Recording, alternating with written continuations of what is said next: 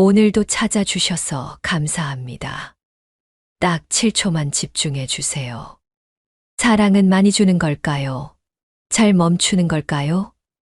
오늘 이 질문 하나로 결혼한 자녀와의 서운함을 따뜻한 거리로 바꾸는 법을 나눕니다. 지금 좋아요와 구독을 눌러주시면 매주 당신의 마음을 안아드릴 이야기를 가장 먼저 전해드릴게요. 안녕하세요. 저는 71살 서울 영등포에서 혼자 지내는 황미자입니다.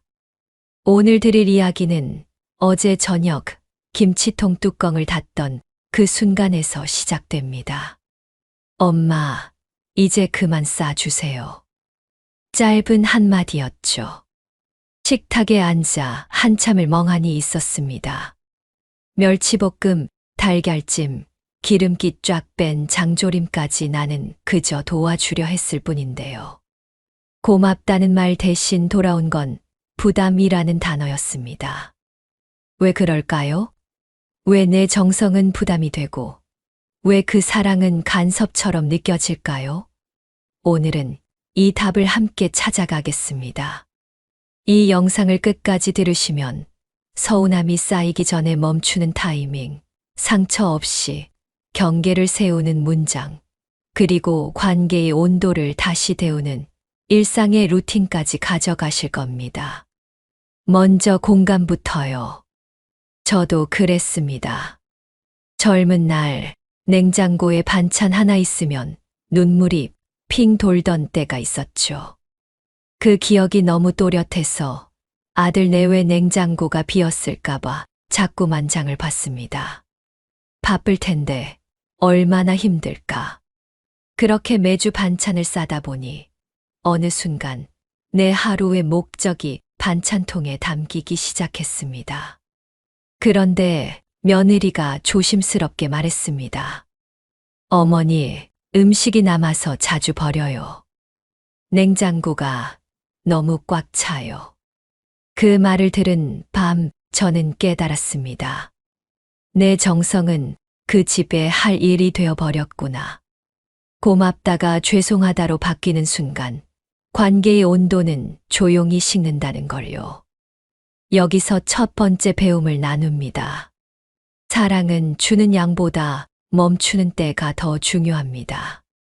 주는 사람이 아니라 기다릴 줄 아는 사람이 되기. 요즘 뭐가 당겨? 입맛 없을 땐 뭘 먹니? 필요하면 말만 해. 내가 시간 날 때 꼭 해줄게. 이 한 줄이 지금 줄까 보다 훨씬 따뜻합니다. 이유는 단순합니다. 상대의 필요가 먼저인 사랑이 오래 갑니다. 필요가 열리기 전엔 빈 그릇을 들이밀지 않기. 그리고 필요한 순간에 천천히 딱 그만큼만. 둘째 배움입니다. 서운함이 반복된다면 질문을 바꿔야 합니다.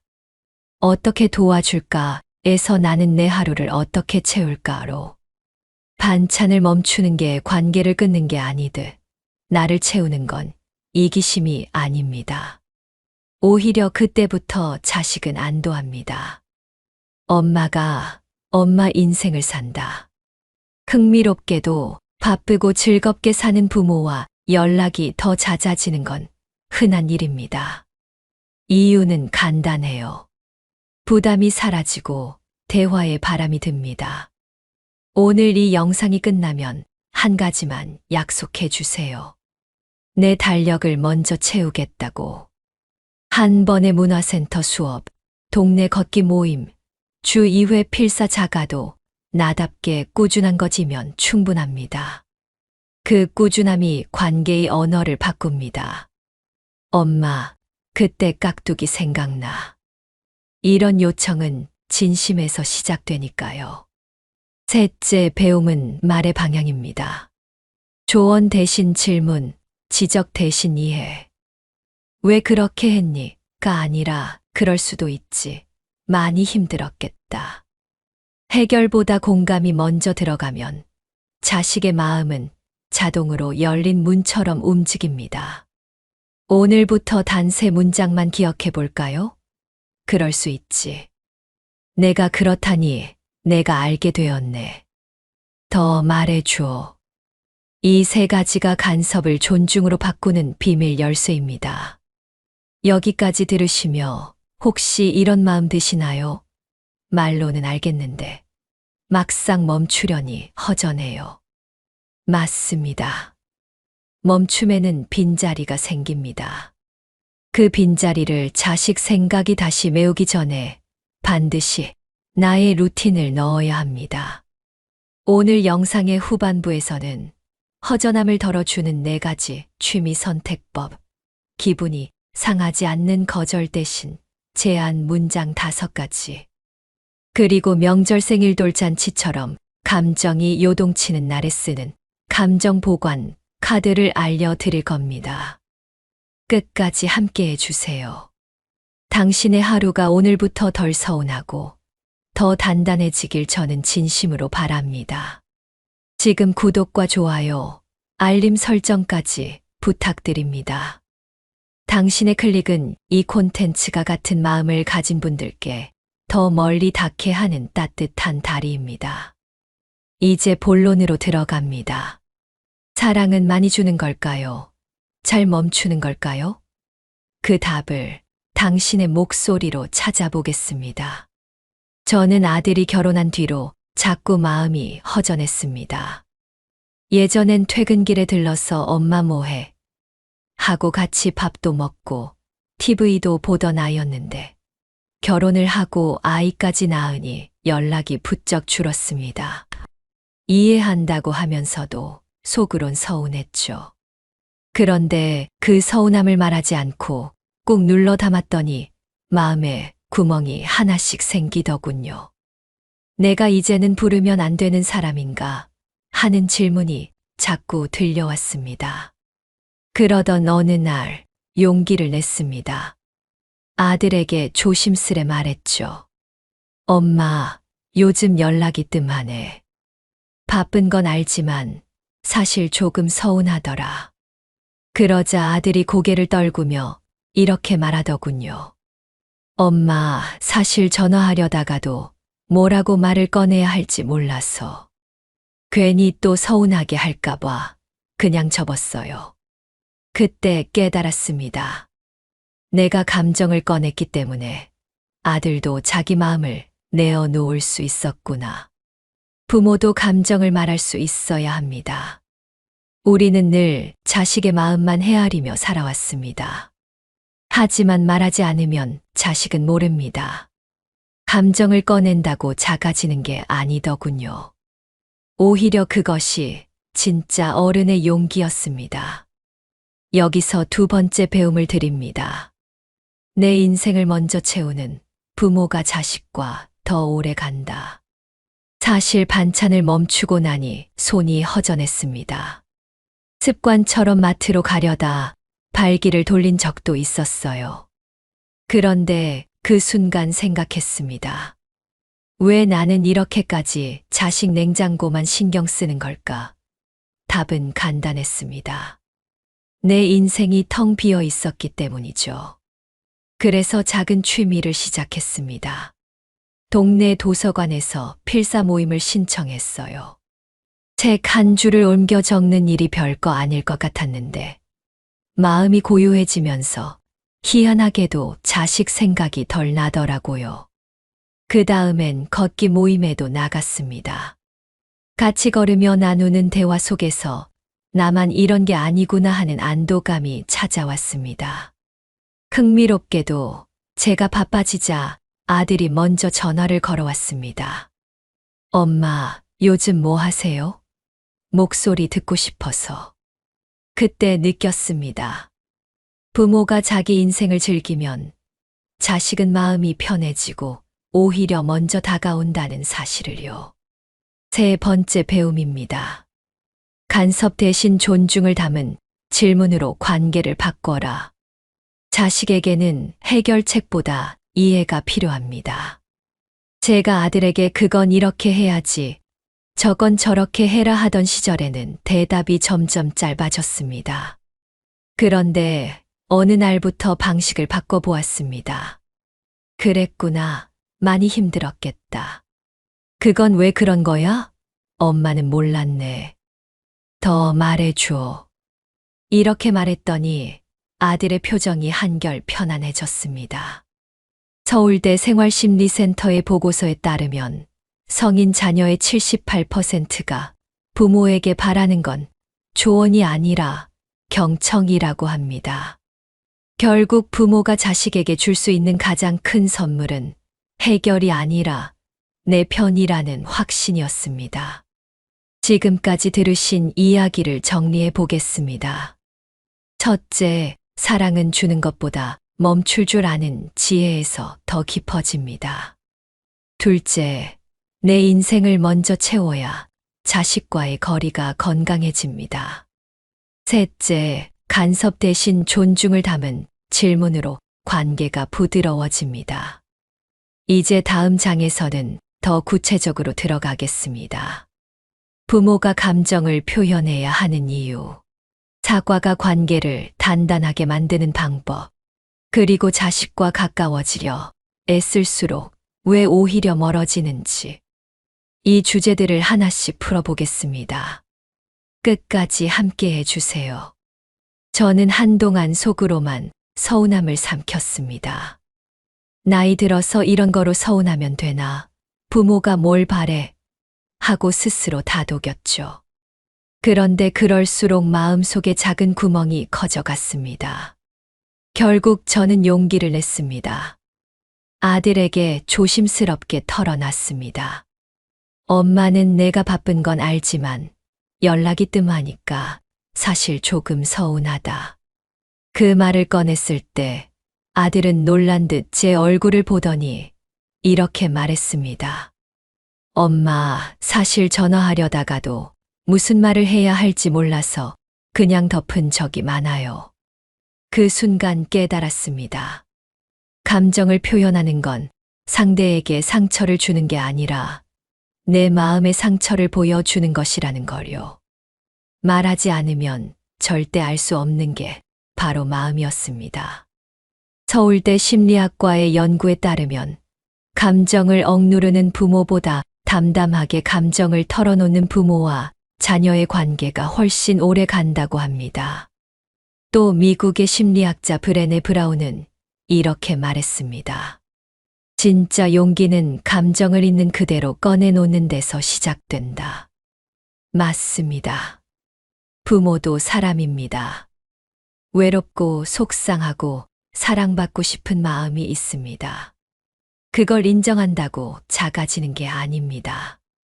오히려 감정을 꺼낼 줄 아는 부모가 훨씬 더 존중받습니다. 여기서 네 번째 배움을 드립니다. 부모도 감정을 표현할 줄 알아야 한다. 엄마는 내가 늦게 와서 조금 서운했어. 그때 내 말에 마음이 상했어. 이런 한마디면 충분합니다. 짜증 내거나 화내는 게 아니라 조용히 내 마음을 보여주는 것이죠. 심리학자 브랜들린 리 교수팀의 연구에서도 감정을 말로 표현하는 부모일수록 자녀는 부담스러운 존재가 아니라 이해해주고 싶은 존재로 느낀다고 밝혔습니다. 그리고 또 하나, 우리는 너무나 중요한 걸 놓칠 때가 많습니다. 바로 부모의 사과입니다. 저 역시 예전에 모임 자리에서 며느리에게 그 옷은 좀 나이 들어 보인다라고 가볍게 말한 적이 있습니다. 별 뜻 없는 농담이었는데 그 후 며느리가 자리를 피하는 게 느껴졌습니다. 그땐 잘 몰랐습니다. 그런데 뒤늦게 생각하니 제 말이 상처가 될 수 있었겠구나 싶더군요. 그때 제가 이렇게만 했어도 얼마나 좋았을까요? 그날 내가 한 말이 좀 지나쳤던 것 같네. 기분 나빴다면 미안하다. 하버드 의대 가족치료센터의 보고서에 따르면 부모가 먼저 사과한 경험이 있는 자녀일수록 부모와의 관계를 더 존중한다고 합니다. 사과는 지는 게 아닙니다. 오히려 관계를 다시 열어주는 문입니다. 미국 심리학자 마샤 라이나는 이렇게 말했습니다.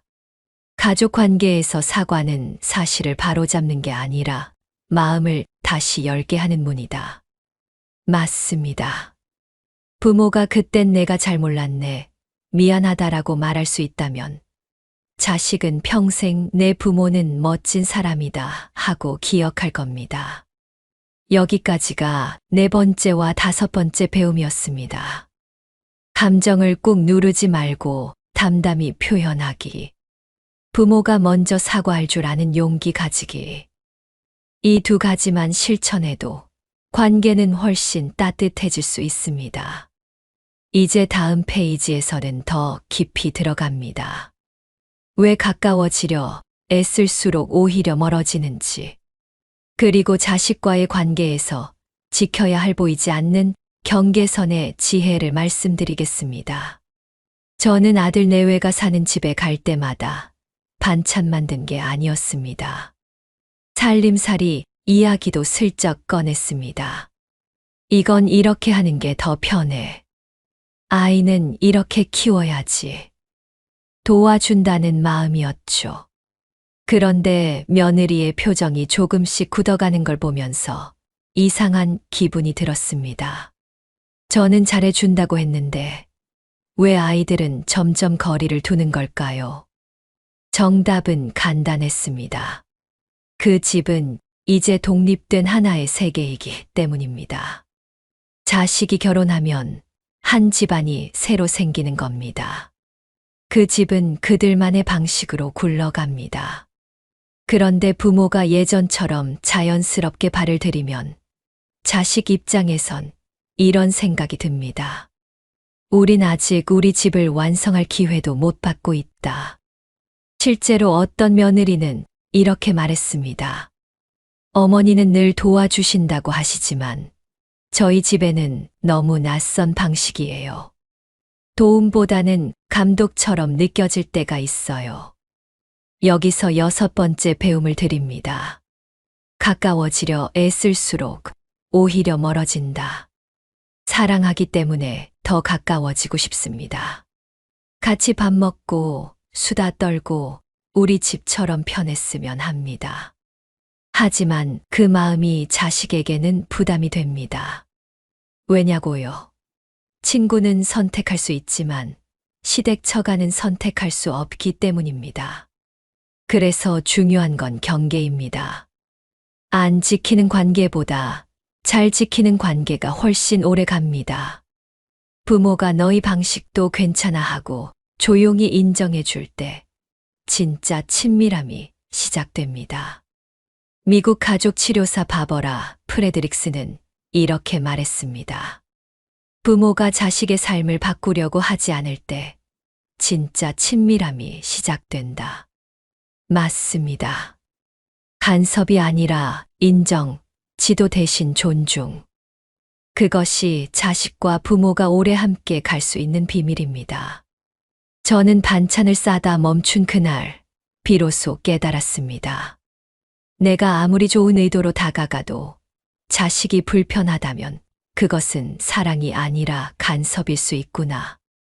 결국 부모와 자식 사이에서 중요한 건 마음의 거리였습니다. 너무 멀면 소원해지고 너무 가까우면 부담이 됩니다. 그 사이에 따뜻한 거리를 지키는 것이 가장 지혜로운 방법이었죠. 오늘 나눈 6가지 배움을 다시 정리해 보겠습니다. 주는 것보다 멈출 줄 아는 사람이 되기. 사랑을 증명하려고 계속 주는 것보다 필요할 때 기다려주는 것이 더 깊은 사랑입니다. 내 인생을 먼저 채우기. 부모가 자기 삶을 즐길수록 자식은 오히려 먼저 다가옵니다. 간섭 대신 존중 담은 질문하기. 그럴 수도 있지. 더 말해줘 같은 한마디가 관계를 살립니다. 감정을 표현하기. 꼭 참고 있지 말고 담담히 내 마음을 말할 때 자식도 마음을 엽니다. 부모가 먼저 사과할 줄 알기. 사과는 지는 게 아니라 관계를 다시 열어주는 문입니다. 경계를 인정하기. 자식의 방식을 바꾸려 하지 말고 그것도 괜찮다 하고 조용히 지켜봐 줄 때 친밀함이 자랍니다. 여기까지 함께 들어주셔서 감사합니다. 결론은 하나입니다. 내 삶이 충만할 때 자식과의 관계도 건강해진다는 것입니다. 내가 재미있게 살면 자식은 나를 찾게 되어 있습니다. 내가 존중을 담아 다가가면 자식은 마음을 열게 되어 있습니다. 내가 먼저 인정하고 사과할 줄 알면 관계는 평생 따뜻하게 이어집니다. 독일 철학자 니체는 말했습니다. 인생의 가장 고귀한 임무는 남을 위한 삶이 아니라 스스로를 위한 삶이다. 맞습니다. 이제는 반찬통보다 더 맛있는 내 일상을 채워가야 할 시간입니다.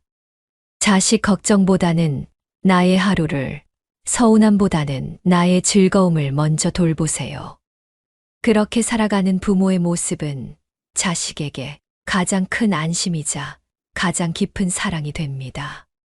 오늘 영상이 마음에 와 닿으셨다면 구독과 좋아요 꼭 눌러주세요. 그리고 댓글로 여러분의 경험과 생각을 나눠주시면 누군가에게 큰 위로와 깨달음이 될 것입니다. 오늘도 끝까지 함께 해주셔서 감사합니다. 당신의 내일이 오늘보다 더 따뜻해지길 기도합니다.